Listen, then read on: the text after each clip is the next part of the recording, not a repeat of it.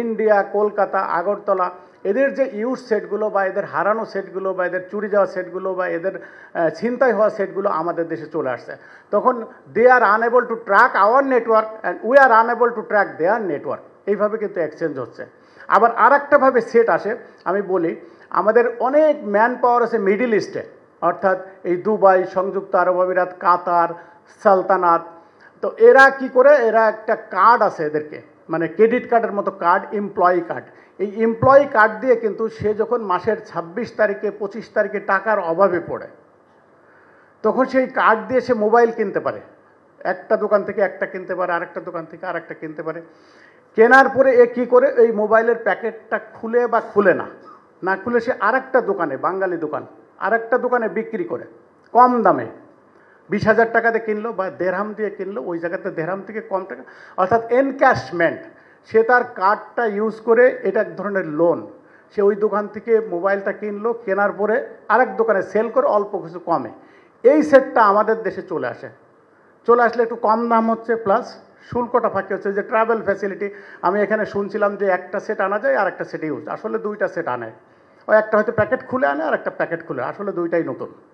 তো এইভাবে আমাদের দেশে অনেক সেট আসছে। বিকাশনগর জালিয়াতির কথা একটা মৌসুম আছে, এই ফাইন্যান্সিয়াল ফ্রডদের একটা মৌসুম আছে, সেটা হলো শীতকালে, এই ডিসেম্বর। বাচ্চাদের পরীক্ষা টরীক্ষা হয়ে যায়, আর এই সময় মানুষ বেড়াতে যায়।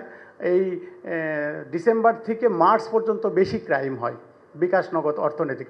এটা কেন হয়? তারা এই সময় বেকার থাকে, ইসে থাকে, বৃষ্টি বাদলা থাকে না, অন্য কিছু থাকে না, এই সময় তারা বসে বসে করে। তো এইটার একটা জিও লোকেশন আমরা বের করেছি, আমাদের একটা স্টাডি হয়েছে।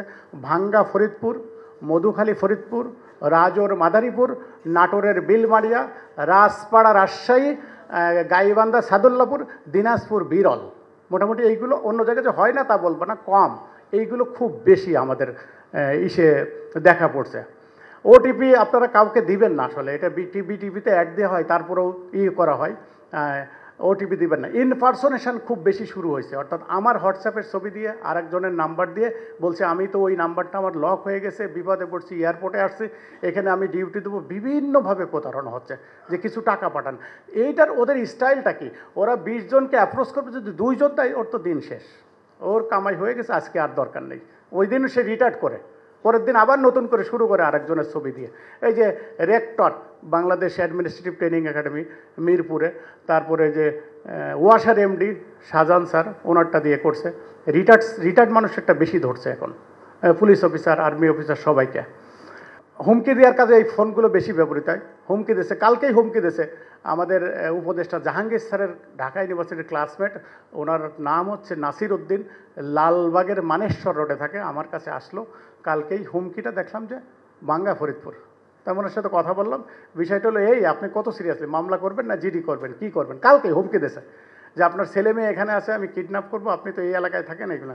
তা আমি ওনার সাথে কথা বললাম যে কী হতে পারে এইটা, আপনি বলেন তো। হ্যাঁ হতে পারে, কী হতে পারে?